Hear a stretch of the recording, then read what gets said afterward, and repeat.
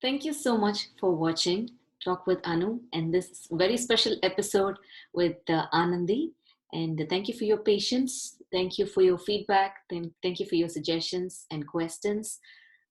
We are so happy and overwhelmed in sharing our experience and journey with you. All this is merely our experience that we see in our day to day lives. And we just wanted to use this platform to share our experiences with parents with similar challenges. And we just wanted to bring some things to light. And by speaking up, speak up, that's very, very important. There are still many parents who are in denial and who are trying to face the challenges all by themselves. This is a support system. This is a group that we can all form together and just talk with one another. Use any kind of support that you have. It's always about knowledge sharing. Let's share the knowledge that we have in this very special topic, autism, and on special needs children. Every child deserves to be equally treated. Thank you all so much for tuning in, and thanks again, Anandhi, for coming back. And Thank you. it's so happy. I mean, I'm so happy that you're able to spend this time. You're a very busy person. You all know that, and you have so No, many. it's truly my pleasure. Believe me. Thank you so much, Anandhi. So today we are mainly going to talk about Pure Hearts of Georgia. So tell us something about why the name Pure Hearts of Georgia. Okay, so that name became close to all of our hearts now. But honestly, when we were debating on what name we can come up with for this nonprofit, so I think it was in 2018. I remember it was actually my birthday. It was on September 13th. Yes, that's when we had a meeting on 2018, and we were all discussing all the. I got a bunch of moms who were all in idea. They were all in for the idea. So they said, okay, let's come up with a name. So everybody wrote a different name, and then we were thinking, let's go through all the names and figure out what works. But then finally, we all came up with like, okay, the Pure Hearts actually kind of is very close to who our kids are. Because when you think about our kids, they're very innocent. They don't lie, they don't cheat. I mean, they don't think the way we all do. So they are very innocent. They only take things straightforward and then answer straightforward. So actually, we thought the name actually sounds pretty good. They're so innocent and pure at heart. So the Pure Hearts will be the best name for the organization. So that's how we came up with that. Awesome. It's a beautiful name, actually. Pure Hearts of Georgia. I mean, Yeah, thank you. so nice about that. So you've already shared with us about, that you have 200 families now in the support system. What are Yes. yeah? So let me tell you something about that. Actually, when I say all these families are there, honestly, we don't have any membership per se, and we don't really put out the families' names and stuff like that in our documents anywhere. We just openly just say that, hey, you know what, we have these events and things. We have we have like seminars, shows.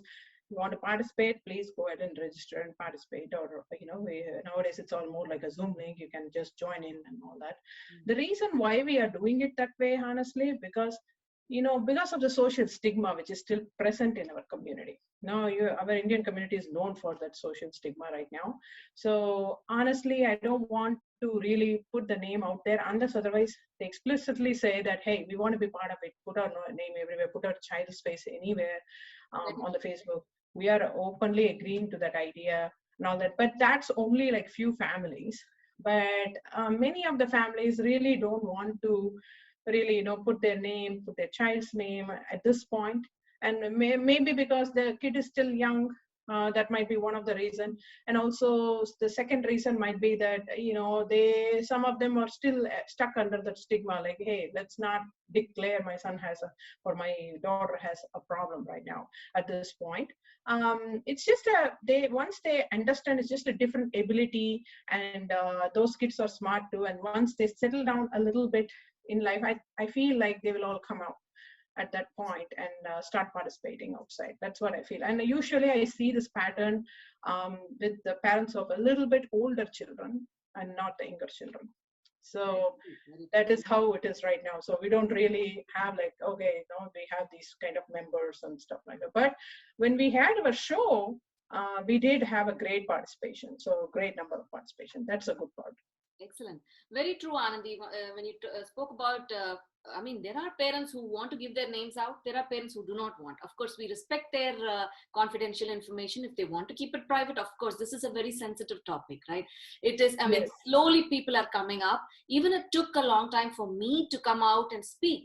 In the beginning it was, I was totally in confusion, and then I started understanding it. I want to now talk to parents with similar challenges and share the experiences. What we are doing right now is you, Anu. That's awesome. So what we both are doing itself is sharing our experience, Yes. What we went through, our journey. We're just letting the world know that we came across this path, and that's the main reason I wanted to talk to you, and I want you to share your experience. And it is amazing that what you're doing right now. And speak a little more about the events in Pure Hearts. So the main reason I wanted to start Pure Hearts initially was to, of course, spread awareness in the community and kind of tell the community, hey, we have a group where we have kids who have a different ability, and we want to belong in the community events and all that stuff, right? Initially, it was like that. So the first year we planned, in 2019, we planned the Dream Show. So the reason the name is Dream Show is because it's actually a dream for all of us to get our kids on the stage and make them dance, make them sing, make them do like fashion show. I mean, whatever they can according to their ability. So when we talked about it initially, there was a good overwhelming amount of response. And I would say about like 60, 65 people signed up, but I mean, 55 were able to make it on the stage. Okay. So that was a huge turnout for us. So what we did was, of course, we had a sign up a day, and then we did our sign ups, and kind of, Chinmaya Mission was so grateful to give us that opportunity of that place so that we can host that event. So, and there were a lot of other people who really helped through this whole idea of getting the dream show to become a reality. Mm-hmm. So GATS was one of those people who really helped a lot, like the resources and other things. And there were people who actually voluntarily did help with the backstage, music, sound, and being in the confectionery stand and then selling T-shirts. Well, like a lot of people who volunteered their time and effort. And there were a lot of teenage volunteers, so high school volunteers who went up on stage and helped our kids to dance. They will model and our kids can copy the dance. So for that, they came to a lot of training, and then they went on stage and helped them through. There were like high school kids and middle school kids, volunteers who were able to walk them on stage during the fashion show. And then there were like individual performance of some of our kids who were able to sing, who were able to play piano and other things. So we were initially thinking that, okay, I mean, yes, we are putting up the show, but how successful is this going to be, right? So, but when we booked our Duluth High School stage and everything, we were still confused, like, I don't know how this is going to go, because see, the main thing we had in our brain was, hey, look at our kids, they have a hard time doing this stuff, they can't dance properly, they have to learn the routine, it takes so much time. So if, I mean, I'm not trying to compare, but for typical children, it might be a little bit easier to learn and memorize a routine, but for our kids, everything is a challenge, it takes them some lot of repetition to be in that position where they can be on the stage and actually perform, because our kids will have a lot more stage anxieties and looking at so many people, and the lights actually confuse them, the sounds confuse them. Sound is huge, the lights are even the clapping, Very, Yeah, even the clapping, you're right, exactly. So it was actually pretty difficult. So we were thinking, like, how is this going to go? And we don't want kids falling off the stage or running out of the stage and all that. So we kind of arranged in a certain way, in an adaptive way, where we had adults all around the stage, in the background, on the sides. In case someone runs off or have anxiety, we can probably kind of tell them like, hey, it's okay, let's get out of the stage and we'll deal with this, and then the rest of them can do the performance. But thankfully the surprising part was it went very well. I mean, even the rehearsal the day before we tried, actually, we had some lot of difficulties, like, okay, getting the kids to really get on and get off. It was like a lot of arrangements and stuff. But then the main day, for some odd reason, it was like I still am in tears when I think about it. So they actually did pretty well. They transitioned through the stage, they performed, and they got out nicely in a real uniform manner. I mean, I was so surprised. Everything went too well. So it was about, like, I think couple of hours of show, and it kind of finished by a couple of hours. That was like a really, and all the kids and their volunteers and the parents, everybody waited in the backstage. That was even more difficult for our kids than being on the stage, because once you're on the stage and you perform, you're done. You're free to go.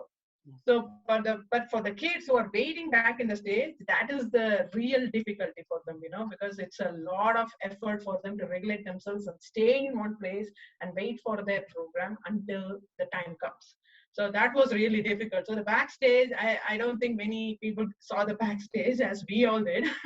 So that was actually the real challenge. Their stage was really good and all the kids performed extremely well.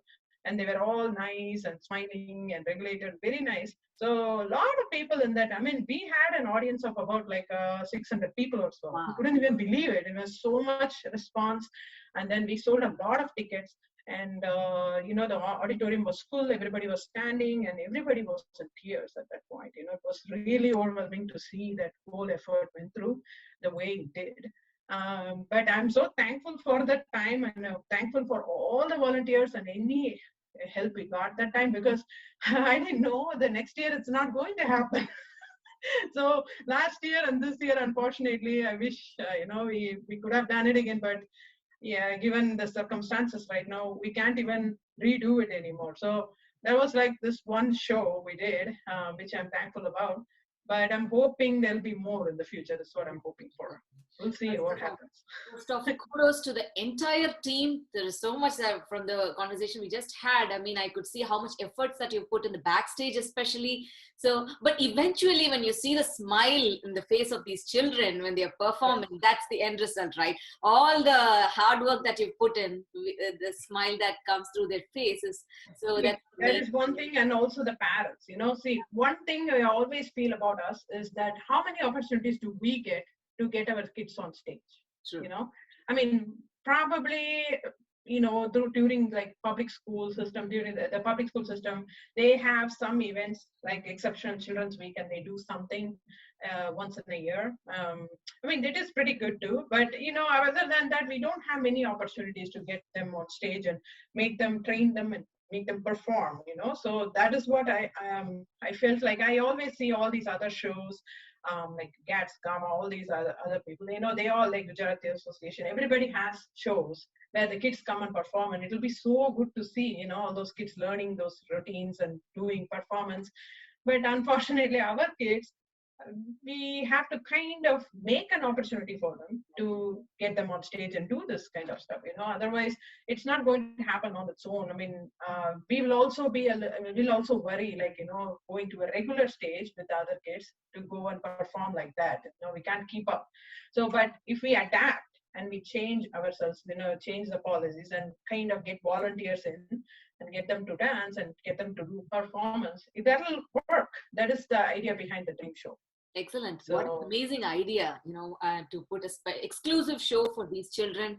And as you said, you were in tears by the end of the show. I think I was one among the 600 people watching from a corner. Okay. It was one of my first shows, and my son was so young. So I came there to understand the other children. It was amazing, amazing. I mean, I was able to clap as one of the audience there. Beautiful show. I'm hoping that this happens very soon with all. I am hoping and praying to, please, let it happen in 2022 at least, that everybody will be safe and vaccinated, no more of this pandemic.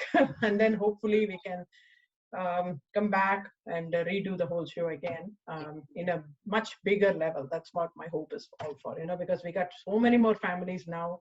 So I'm hoping it'll really work out pretty good. And our reach is becoming bigger, and a lot of volunteers are ready to help us. So I can see that community awareness. So I'm hoping it should be done at a bigger level in the future. That's my hope. Excellent, excellent. Thank you so much for sharing that information. Speaking of 2022, what are the other plans that you have for Pure Hearts of Georgia? Anything that you could share, and any, anything for which you're looking for assistance from more volunteers, just like the Dream show? So just share some plans. So at this point, so what we did during the COVID was we did some online sessions. We started doing online sessions. We did try to do in-person sessions before COVID. I would say after the Dream show, we had a big meeting where some of the parent volunteers, they were ready to lead some kind of classes like art sessions, yoga sessions. So we started those. And we had some signups, and people were, we just started in one of the friends' basements, and whoever was ready to lend their basements, and some of that was done in a park, something like that. So we were trying to continue all that, but then the March 2020 came, and then we were all going inside the house, trying to avoid the pandemic. So honestly, everything went back to Zoom calls and online stuff. So what we did was I did lead an exercise session for like 2 months, and it worked very well. And after that, there were some high school volunteers, college volunteers who started doing the same for the next few months. And then since it picked up very well, we found an guy called Max, who's very good with leading this training exercise session. So we continue with him now. And then we also do like online yoga, online art class, online cooking we did in the middle. And then we did like few more sessions of these. But then this is just for kids. But then we also try to do informative educational seminars for parents. And also other platform where parents can actually, if you think about it, of course, you need to gain knowledge from the professionals in the facility. But then I would say the true professional is actually the parents, the other parents. You can learn so much from other parents, more than anything, because they have led that life. So I would actually listen to a parent mentor any day, because they are talking from experience. They have dealt that life, and they have been through whatever we have been going through right now. So they'll be your best guide. So I want also the other moms and dads to interact with each other. So we have some kind of a platform where they can all come in and talk to each other, where probably we can come up with a question and then or answer the question if you have an answer for it. So something like that is what we are doing right now. But then I'm hoping these things will go in person eventually, probably in a year or so after this pandemic is over. That's what my hope is for. So we did try to rent libraries where this kind of seminars was happening. Like we have covered like different topics like wills and trusts, which are very important. Like I did tell in the previous session with you, I have told about it. So wills and trust, and then IEPs. And Parent to Parent of Georgia is a great organization who also spread awareness and a lot of educational seminars about workshops about IEP, school system, Medicaid, and everything. So we invite them to host a seminar for us. So they do that very nicely. So that kind of seminars. And then, also about like, what happens when you're 18, what about guardianship, SSI, there are a lot of questions, right? And then behavioral therapy, when it's like occupational therapy, how is it beneficial? Those kind of informative seminars. So whoever, we also kind of do a lot of advertisements so that people can sign in and come in and attend to it. And we have a Facebook page where we all constantly post about what is happening in Pure Hearts. So this is one part of for the parents. But I'm hoping we can host more like mom's coffee, mom's karaoke night, those kind of stuff, because moms need a real stress buster. As I mentioned before, dads can deal with it through work and stuff, but we need some butterflies. Social butterflies.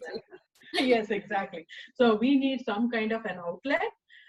So I would prefer, I'm hoping that I can host like, like mom's night out, mom's karaoke night. I mean, just chatting night, we can chat all day, all night. So something to just be a stress buster for us to share our stories or, talk to each other just in general. Because what I realized is over the period of years, when I talk to another mom, most of my stress goes away because that whatever stories we share, mostly if you think about it, when you raise a special needs child and you talk to another special needs mom, actually you can share like similar stories and you don't really judge them because you have been in the same shoes, so you know what they're talking about and they can also relate to you. So that works pretty well.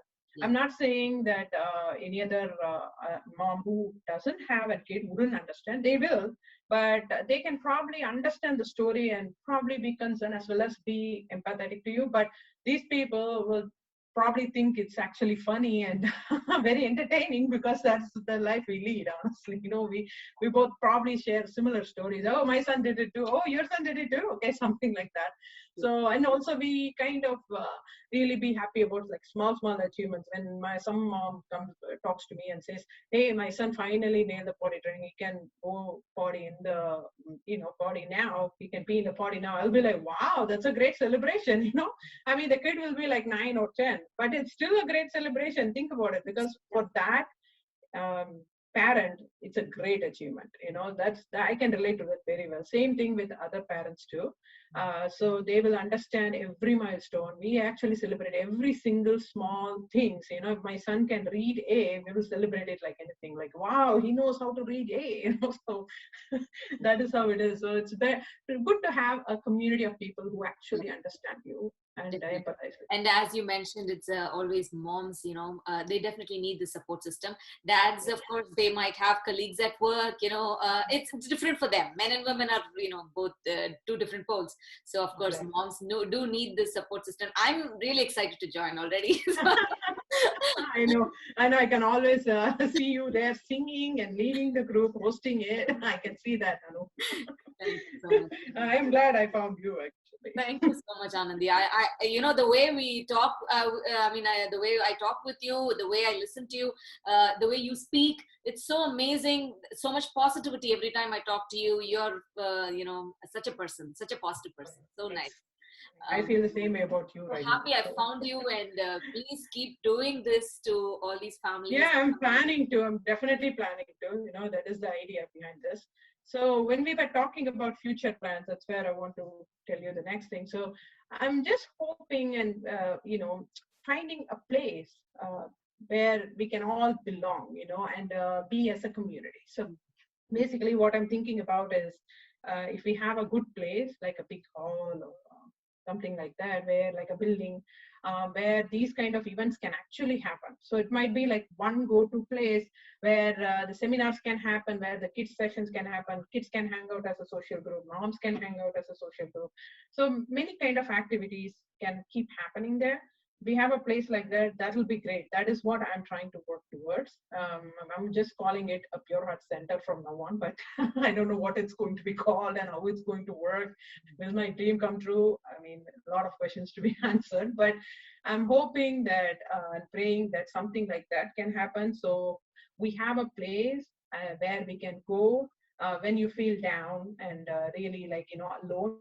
I want these moms or parents or whoever feels alone, want to come there and be part of that community where you are not being judged because all the other parents and other people in that community actually know what you are going through. Right. So that is my hope, because I have always felt, given I have only one child, you have this feeling of being alone sometimes, So that's what I'm hoping for. Like, if there is a place we can do where we can have as a common place where these kind of events can happen. We do kind of right now go to high schools and libraries and all that stuff. But only thing about them, I mean, I know that there are some like temples like Sai Temple who can lend a space on weekends. I get that. Only thing is that they have some time restrictions. and stuff. They have other events they can host or something like that. But if we have our own place, we can use it whenever we want. And if we have like a bunch of stuff like our kids use, like all the sensory items like swings, body balls, and stuff like that, they will also be enjoying the idea, and they will also be regulated at the same time when we are like moms are talking to each other, and that is my hope and dream. So I'm And just hoping. as you mentioned about the sensory stuff, sometimes some activities needs to be there permanently. You can't. Yes. It's a job. It's a task to remove things. Exactly. See, if I need a trampoline, I'm not going to be able to transfer a trampoline to Sai Temple to high school to this place to that. That's not going to happen. So it needs to be like a permanent structure there where the kids can use it whenever they want. That is how it should be. So we can probably think about how big it has to be in the future, but something small, we can start something where there is a place. Hopefully, I think more and more parents will also be encouraged to actually come there and actually share their stories and also gain some knowledge and not really feel alone. That is the whole point. So I always quote Sir Abdul Kalam on this. So like, dream is not that which you see while sleeping. It is something it does not let you sleep. So basically, I can't sleep right now. I'm always thinking about like, okay, that dream is always awake in me. Like, okay, I have to get this going, and I need a place for these kids to belong. Even if it is not like a very big place where everybody can go in, at least some place where our kids feel like themselves and they can be part of the society. So if we have that, the good part is, we talked about this last time, there are many typical volunteers who always ask, how do we help? How can we connect with your kids and all that? If we give them that space, right? So then we can tell them, hey, you can come in at certain time to certain time where kids will be there. You can come in and interact with them, play with them, play sports with them, or help them do some typing, help them do artwork, and you can lead a class and help some of our kids gain some skills. So that will be easy for me to say. Definitely. So that is why we need that kind of a place. See, we are doing it out of home and basement right now, but given the increasing population, I don't think it's going to be possible in the future, because we got a lot of diagnosis coming, which is not actually a great thing, but unfortunately that is the reality right now. I don't know of anybody who I talked to in the past few years who said to me like, oh, I have not heard of autism. Everybody knows now. Everyone, your neighbor or your friend or your cousin, somebody might know a family who have autism, or maybe it's in the family itself. I mean, there's so many of these cases right now. It's on the increase. So we do need some kind of a setting for these kids to belong to the community. So they are part of the community. That's what we have to include them and raise awareness and keep giving them activities and some productive, meaningful, engaging life. That is what we have to work towards. Excellent. I mean, in any event or any activity people do, a venue is a very important part of it. And if it goes on a card or something, it's easy to actually, for people to remember where exactly this activity is happening, and it's easy to spread the word sometimes. And of course, coming to occupational therapy and sensory activities, a room set up exclusively for that, it reduces the time taken to set up things, so that yes. we focus mainly on how to work on these children. And when you were talking about the dream about Sir Abdul Kalam, I always have the sticker behind me, the future belongs to the one who believes in the beauty of their dreams. So I hope and wish that your dream comes true very soon, and you get a permanent place for these children and these families. So hope for the best. So thank you so much. Thank you so much, Anna. Thanks for interviewing me and spreading the word out. You're doing a great job. I really appreciate you. Thank you, Anandhi. Thank you. Continue, and thank you so much, Anandhi. Please take care, and so much love and hug for all these children and families, and you yes, family exactly. All I want to say is just keep belonging, guys. Don't seclude yourself. Keep belonging. You will be there soon. Your kids will also be there soon. Just need to build a community for each other. True. Thank you, Anandhi. Thank you so much. Thank you.